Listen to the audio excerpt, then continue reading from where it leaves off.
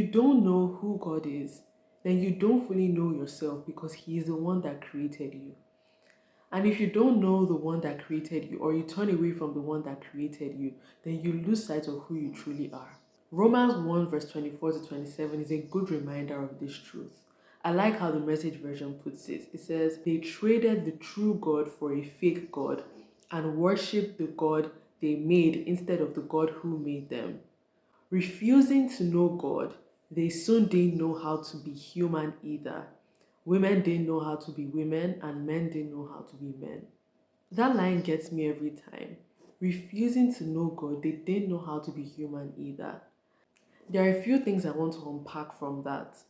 And the first is that your identity is found in God, not in your feelings or your experiences.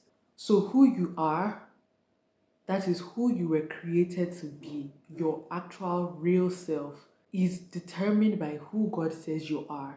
It's not determined by your feelings, it's not determined by the things that you've experienced, it's not determined by the difficulties and challenges that you faced in life. It's determined solely by who God says you are and who He created you to be.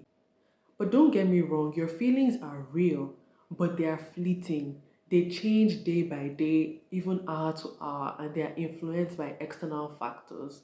So your feelings can be truth, and your feelings can be your source of truth. Jeremiah 17 verse 9 in the New King James Version puts it plainly. It says, the heart is deceitful above all things and desperately wicked. Who can know it?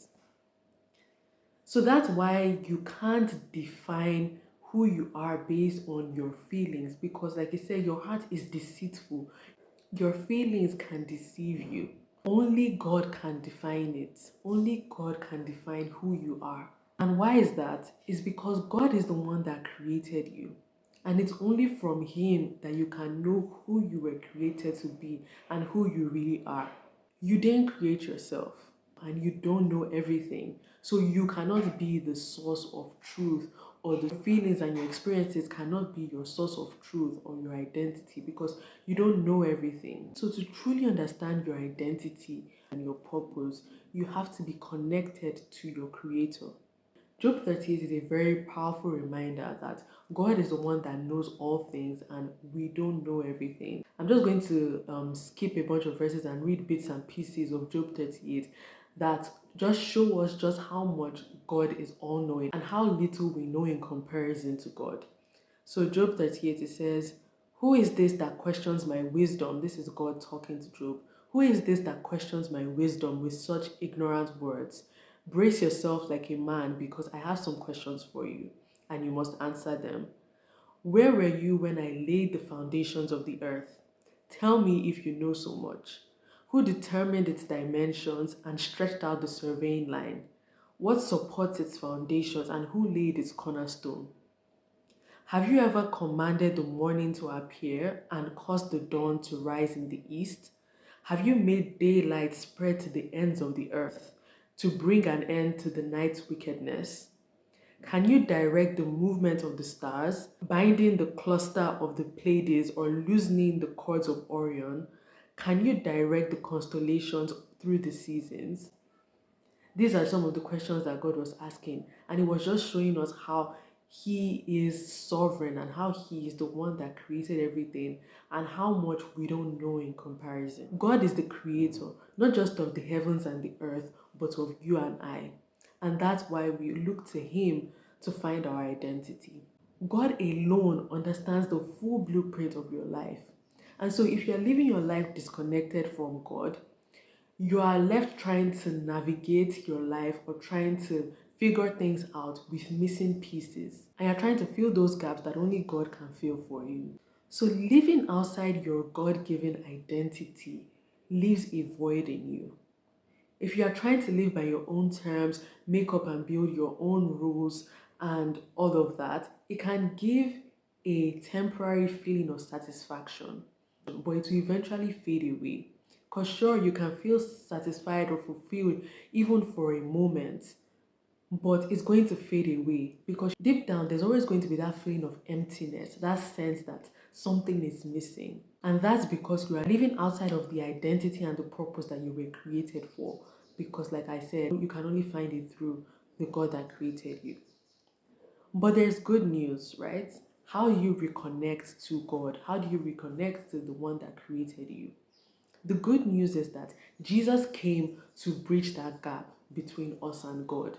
Jesus came to reconcile us back to God and reconnect us back to God because sin separated us from God. So everyone is born separated from God.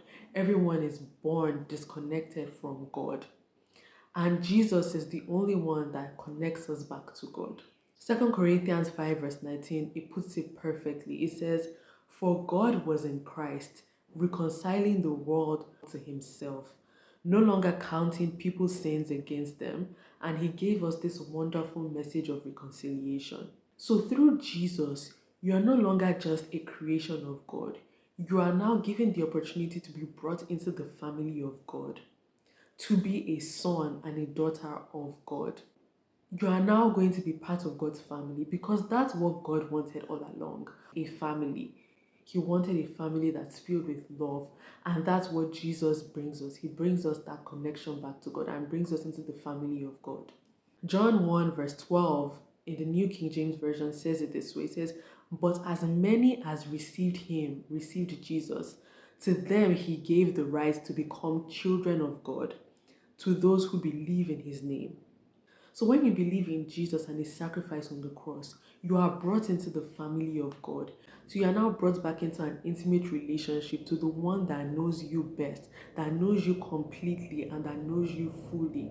So because of Jesus, here's how God has now designed for us to be able to know our identity and understand our identity and purpose is looking at Christ, is looking at Jesus.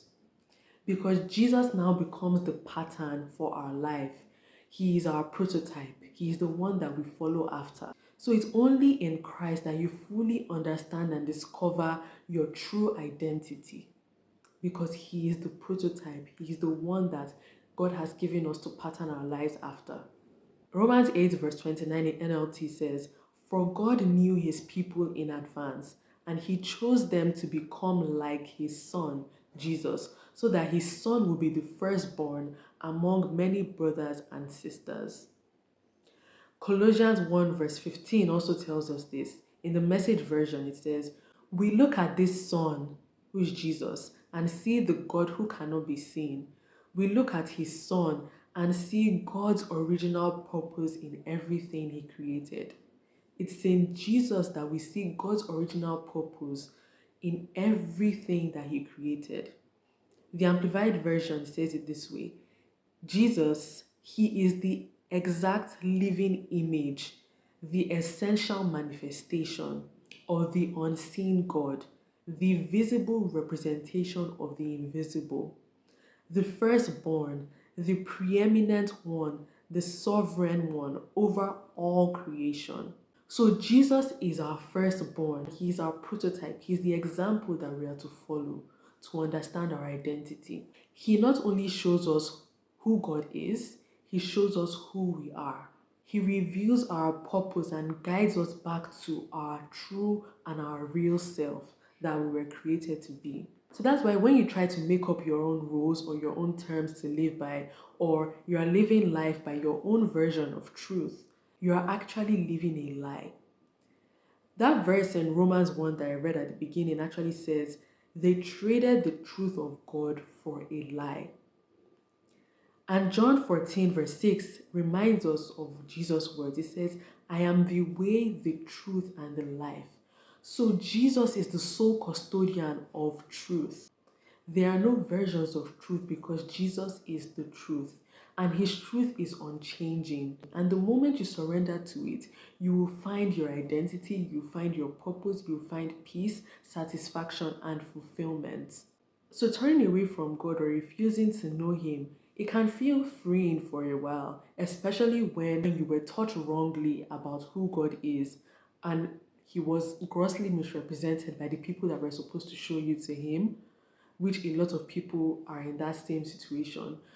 Turning away from God might feel freeing, but it's going to leave you empty. And you can't base who God is based on what people have been badly representing him by. You have to know him based on his word and based on who Jesus is, because like that verse said, he is the sole representation and the visible image of the invisible God. Because the truth is that your real life, that abundant life that he has come to give you, only starts when you fully know him and when you return to him. Jesus didn't come to burden you. He came to set you free. He came to reconcile you back to the one that knows you completely and loves you so deeply. So you have to know that you were created with an identity and with a purpose, and you were designed with love and to be a part of God's family. That's God's original design. And it's only in him that you can find the life that you were truly meant to live. That is the truth.